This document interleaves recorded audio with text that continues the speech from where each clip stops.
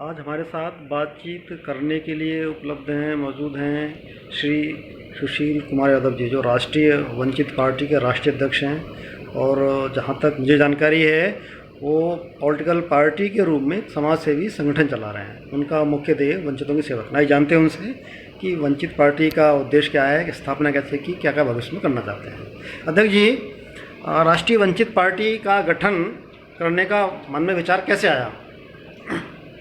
हम शिमला से बाइकार आ रहे थे जी। दिल्ली की तरफ, तो बहुत सारे बच्चे वहाँ पर कचरा बीन रहे थे जिन्हें स्कूल जाना होता है। तो मैंने गाड़ी रुकवाई उनकी और पता किया, भाई हमारे ड्राइवर से पूछा उनको बुलाओ, खाना खाए तो नहीं, हमारे पास खाना काफ़ी था पहले, हम लोग खाना खा रहे थे, उनको खाना खिलाया। स्कूल जाते हो बेटा? बोले स्कूल नहीं जाते। क्या करते हो? ये हम पूरा कचरा बीन के बेच देते हैं। तो मुझे लगा यार कि ये क्षेत्र तो अच्छा है काम करने के लिए, अगर कचरे की जगह इनके हाथ में किताबें पकड़ा दी जाए तो मैं समझता हूँ कि इससे श्रेष्ठ काम कुछ नहीं होगा। तो हमारे साथ हमारे मित्र शुक्ला जी भी थे, उन्होंने बोला ये तो बड़े अच्छे विचार हैं, क्या ये कर पाओगे? ना अब मैं सिर्फ यही करूँगा, अच्छा, वंचितों के लिए काम। तो मेरे मुंह से वंचित निकला और हमने आवेदन भरा चुनाव आयोग को कि राष्ट्रीय वंचित पार्टी की स्थापना करनी है, और फिर वंचितों के लिए हम चल पड़े। पार्टी कब स्थापित हुई है? 2016 में 14 अप्रैल। अच्छा, लेकिन 2017 अक्टूबर में हमको रजिस्ट्रेशन मिला पार्टी। ठीक है। तो इस 3 साल की अवधि हो गई, इसमें क्या उपलब्धियां आपने हासिल की? हमने अपना पूरा 1.5 साल उत्तर प्रदेश से बिताया। अच्छा, वहाँ से वंचितों को तलाशा, और उस 1.5 साल के पीरियड में हमने ऐसे वंचितों को ढूंढा, लगभग 900 के आसपास ऑन रिकॉर्ड, जिनके परिवार का कोई भी सदस्य स्कूल गए ही नहीं। अच्छा, जब वो स्कूल नहीं जा पाए तो कैसे रोजगार हासिल करें? ठीक है। वो पढ़े नहीं है, परिवार कैसा चलेगा? उसमें आपको आश्चर्य होगा, कई परिवार तो ऐसे मिले और ऐसे क्षेत्र में मिले जिनका नेता देश को रिप्रेजेंट करता है। अच्छा, देश के प्रतिनिधित्व करने वाले क्षेत्रों में ऐसे परिवार को मैंने ढूंढा जिनके घर में चूल्हा ही नहीं है तो रोटी कहां से बनेगी। ऐसे परिवारों को ढूंढा और उनसे पूछा आप कैसे चलाएंगे, कैसे खाने की व्यवस्था होगी आपकी? आप कोई अपने परिवार का एक आदमी आगे करो जिसके लिए कुछ ऐसी व्यवस्था करे कि वो पूरा परिवार पाल सके। तो किसी को चाय की दुकान, किसी ने बोला मुझे कटिंग की दुकान खोल दो, किसी ने बोला मुझे सब्जी का ठेला लगा दो, बच्ची बोली मुझे सिलाई आता है, मुझे सिलाई की मशीन दिला दो।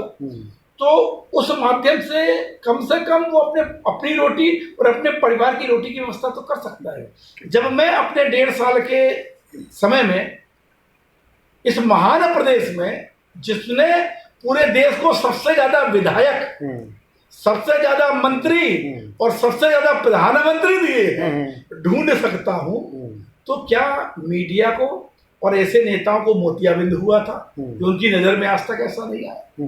तो मुझे बड़ा अच्छा क्षेत्र लगा। जब मैंने ये काम किया तो लोगों ने बोला क्या आपकी पार्टी चुनाव लड़ेगी?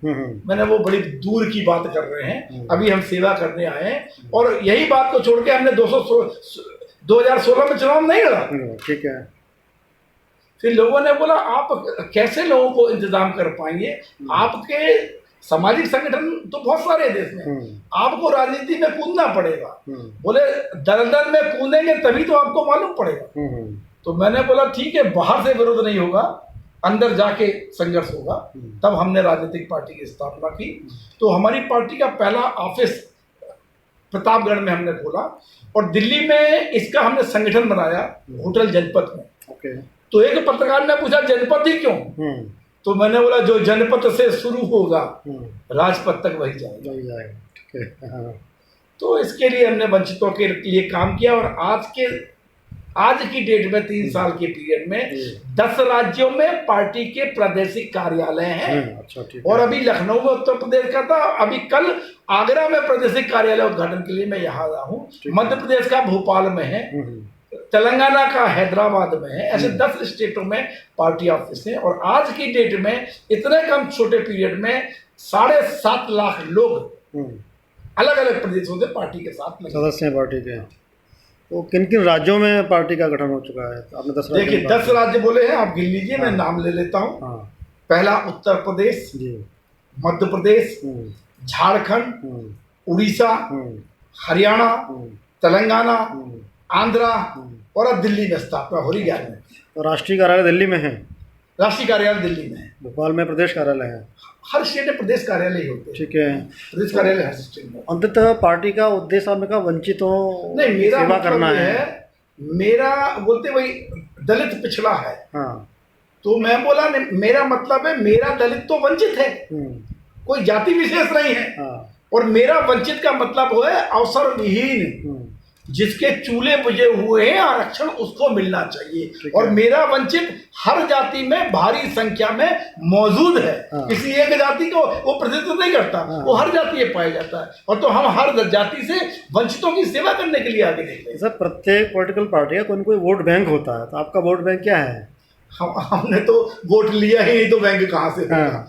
आप लोगों ने वोट बैंक की राजनीति को शुरू किया। हाँ। और देश की ये दुर्दशा है। अभी लॉकडाउन हुआ, हाँ। वोट बैंक का परिणाम आपने देखा। हाँ। जो पार्टियां बोलती है मेरी वोट बैंक है, हाँ। वही तो पैरों में छाले लेके घूम रहे हैं। हाँ। वही तो रोटी के लिए तरस रहे हैं। वही तो अपने घर पहुंचने के लिए संघर्ष कर रहे हैं।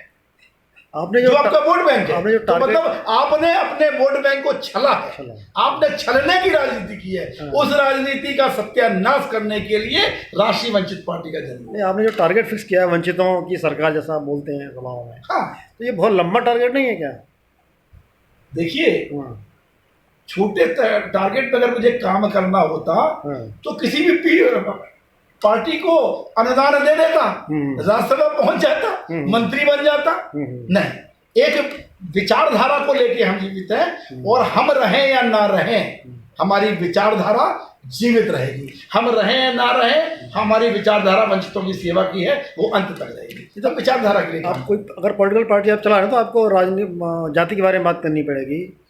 हमारी कोई जाति नहीं, हमारी एक ही जाति है, मैं और मेरा भारत। हाँ। सारी जातियां भारतीय हैं। और मैं भारतीय लोगों, जो पिछड़े लोग हैं, उनके लिए काम करते हैं, किसी विशेष जाति के। सपा के पास यादव कहते हैं कि बहुत बाहुल हैं, बसपा के पास ये प्रश्न सपा से करें ना, मुझसे तो क्यों कर रहे हैं? आपको क्या लगता है? नहीं, मुझे तो सब भारतीय लगते हैं। हाँ। मेरी एक ही जाति है, मैं और मेरा भारत। जाति का, धर्म का, उसके लिए दूसरी पार्टियां हैं। हाँ। धर्म की एक पार्टी है, एक जाति की पार्टी है। हाँ। उनसे बात कीजिए, मेरे से भारत की बात कीजिए, भारतीय नागरिक की बात कीजिए, अच्छा, देशवासियों की बात कीजिए। मुझे जानकारी मिली कि मध्य प्रदेश में उपचुनाव होने वाले विधानसभा के हाँ। 24 सीटों पर, उसमें क्या तैयारी है आपकी? पूरी 27 सीटों पे पूरी मजबूती के साथ वंचित उतरेंगे। अच्छा, अब विधानसभा चुनाव में 50 लाख प्रत्याशी खर्च कर सकता है, वो 50 लाख आपका वंचित खड़ा कर दिया, इसके बाद कुछ नहीं है, तो कैसे मुकाबला हम संभव है? पैसे से चुनाव नहीं लड़ेंगे। हाँ। हम लोगों के पास घर घर जाएंगे। हाँ। लोगों को अपनी हैसियत बताएंगे, हमें सेवा का अवसर दो। हाँ। हम गरीब हो सकते हैं। हाँ। हमारी विचारधारा छोटी और गरीब नहीं हो सकती। हाँ। हम ये विचारधारा को लेके संघर्ष करेंगे, चुनाव लड़ेंगे। जीतना हारना तो जनता के खिलाफ है। जनता जिसको जिताती है उसी से रोती है। हाँ। अब जनता को तय करना पड़ेगा, एक निर्णायक भूमिका अदा करना पड़ेगा। नहीं, आपकी बातों से मुझे क्या लगता है कि पॉलिटिकल पार्टी कम समाज सेवी संगठन तक चला रहे हैं आप, तो कैसे संभव है जीत पाना, फिर कर पाना? भाई देखिए, हम 100 प्रत्याशी खड़े करते हैं। हाँ। एक प्रत्याशी भी वंचित लाचार अगर जीत जाता है तो ये बहुत बड़ी जीत होगी। हाँ। ये एक बहुत बड़ा संदर्भ होगा, एक बहुत बड़ा प्लेटफॉर्म होगा। पार्टी का कोई विधायक कहीं है क्या? आप एक बात सुनिए, हमने राजनीति में कदम रखा है, कई स्टेटों में हमने काम किया है जी। अब आप देखिए, भाजपा जो देश में आज 400 350 एमपीओ के साथ है, एक समय में उसके बाद सिर्फ 2 एमपी। हाँ जी, 84 की बात है। समय लगता है हर चीज को करने के लिए, लेकिन जो हमारा प्रत्याशी होगा वो सिर्फ वंचित होगा, सिर्फ वंचित होगा। तो आप कितने वंचितों को फंडिंग कर पाएंगे चुनाव में? सवाल ये भी तो सवाल है भाई। हमारी एक काम कीजिए आप। हाँ। आप फंड की बात करते हैं। हाँ। अगर हम अडानी से फंड लेंगे तो अडानी की विचारधारा को जिएंगे ना। हाँ, जीना पड़ेगा, रिलायंस को जीना पड़ेगा। हाँ। हम नहीं जिएंगे। हाँ। हम सरकार में नहीं आते, हम सत्ता में नहीं आएंगे। हाँ। हम पावर में नहीं आए, कोई बात नहीं। हाँ। हम ये देखना चाहते हैं कब तक नहीं आएंगे। अच्छा ठीक है, अब तो जो काम हुआ उसमें वंचितों का रुख क्या लगता है आपको? लोग आपने मदद ली भूल गए? रुख नहीं तो मुझे ये एनर्जी दिए, मैं बाई रोड 1000 किलोमीटर चल के आ रहा हूँ। नहीं, आपसे मदद ली, खड़े हो गए, भूल गए, फिर आपको ऐसा कुछ नहीं लगता क्या? अच्छा एक बात बताइए, हाँ। आपने ये प्रश्न भाजपा से कभी किया, कांग्रेस से किया, और मायावती से किया, मुलायम से किया? नहीं, उधर से कुछ तरह की बात आई नहीं कभी उस तरह। अच्छा, वो लोग नहीं भूले लोगों को? नहीं, वो उन लोगों ने इस तरह की सेवा वाली बात उन्होंने करी नहीं कभी, जैसा जो आप कर रहे हैं। अच्छा, उन्होंने सेवा वाली बात नहीं की, लेकिन लगातार उनको आप जिताते आ रहे हैं। इसलिए मतलब आप सेवा नहीं इसलिए चाहते, कोई सवाल ही नहीं आया उनसे। मतलब आप सेवा नहीं चाहते। आराधी सेवा चाहता है। जब सेवा करने के लिए आगे आया है तो हाँ। आपका विश्वास ही तो हमारी एनर्जी होगी। ओके। भाई आप मुझे विश्वास देंगे, बल देंगे, तभी तो आगे जाऊंगा मैं। हाँ। जैसा मैं चाहता हूँ अपने उद्देश्य में सफल हो आप, मैं आपके और मैं एक ही बोलता हूँ, मेरा वंचित घर को जाएगा। भाई मेरे को 1 रुपया और 1 वोट दो, मेरे पास धन नहीं है चुनाव लड़ने के लिए। ठीक है। आप 1 नोट दो, जितने वोट मिले उतने नोट दो मेरे को, ताकि मैं अपनी फीस ही भर सकूं। हमारे पास कोई फंड कहीं बाहर से आने वाला नहीं है, कोई उद्योगपति हमको फंड नहीं देगा। अभी आप समझिए, जो मार्केट में जिसका एडवर्टाइजमेंट होता है सामान वही बिकता है। राशि वंचित पार्टी क्या एडवर्टाइज है? इसको कौन फंड नहीं करेगा? हमें, हमारा फंड है आपका साथ, आपका सहयोग, आपकी ताकत जो है वही हमारा फंड। अच्छा, एक सवाल हो रहा है, मीडिया को लेकर बहुत आप तंज कसते रहते हैं लगातार, उसका कारण क्या है? भाई एक बात सुनो, पूरी दुनिया मीडिया को लेकर तंज कस रही है। अब आप क्या चाहे, जो मीडिया कर रही है वो आपके सामने है। भाई आपको समाचार पत्रों को, चैनलों को, उनकी सबसे पहली ड्यूटी है सही दिखाओ। हम ये नहीं बोलते किसी का सपोर्ट करो, आप मेरा सपोर्ट करो या किसी दल का, नहीं, जो सच है वो दिखाओ ना यार। झूठ को सच बना, जो बताने की जो आपकी नीति है उसको बंद करो। और मैं तो सरेआम बोलता हूँ, पूरे जोशो आवाज से बोलता हूँ, जो झूठ दिखाए उसे फोड़ दो। उस चैनल को देखना बंद कर दो जो झूठ दिखाए। आप वो चैनल देखते, आप बोलते हैं चैनल सच नहीं बोलता, फिर क्यों देखते आप? आप सुबह से शाम तक चैनल लगाओ, एक ही गाना है। क्या लगता है कि चैनल कहीं न कहीं से प्रभावित हैं? मुझे बोलने की जरूरत है? मुझे बोलने की जरूरत है क्या इस बात के लिए? ठीक बात है। आप बताइए, छोटे छोटे कंपोजिटर जो थे, जो एडिटर थे, छोटे छोटे, वो अपने चैनल चला रहे हैं। 500 रुपए के लिए लोग तरसने वाले 5000 करोड़ के मालिक हो गए। कहां से आया पैसा? आप बोलते हुए नेता चोर है, इसके बाद सीबीआई को भेजते, ईडी को भेजते, पत्रकारों के पास क्यों नहीं भेजते आप? चैनल के मुखिया को आप राज्यसभा मेंबर बना देते हो यार। सुप्रीम कोर्ट के रिटायर्ड जज को आप राज्यसभा की सीट दे देते हो, फिर आप बोलते हो कि न्याय की बात करते हो। आप उनको न्याय नहीं करने देते, आप उनको अपने खूंटे में बांधना चाहते हो। ये मैं नहीं, मैं तो एक साधारण सा बेटा हूँ, अपनी माँ का साधारण सा बच्चा हूँ। आप लोगों के पास शक्ति है, आपके पास कैमरा है, आपके पास अखबार है, आपका कलम है, आप निकालो ना इन चीजों को। आप नहीं निकालते हो, आप समझौता करके बैठ जाते हो साइड में। आपके चैनल की वो टीआरपी बंद कर देते हैं, फिर आप जाके उनके खूंटे में बन जाते हो। आप टीआरपी के लिए काम करते हो, आप देश और समाज के लिए काम नहीं करते। जिस दिन आप टीआरपी के लिए काम करना बंद कर देंगे तब आप आगे करेंगे। मुझसे बोलते हैं बड़े बड़े अखबार, आप हमको मैनेज करो, हम रिपोर्ट देते हैं। अच्छा, वो नहीं कर सकते हम। आप मत छापो यार हमको। ओके, एक दिन मजबूर जरूर कर देंगे आपको कि आपको मुझे छापना पड़ेगा। बहुत बढ़िया।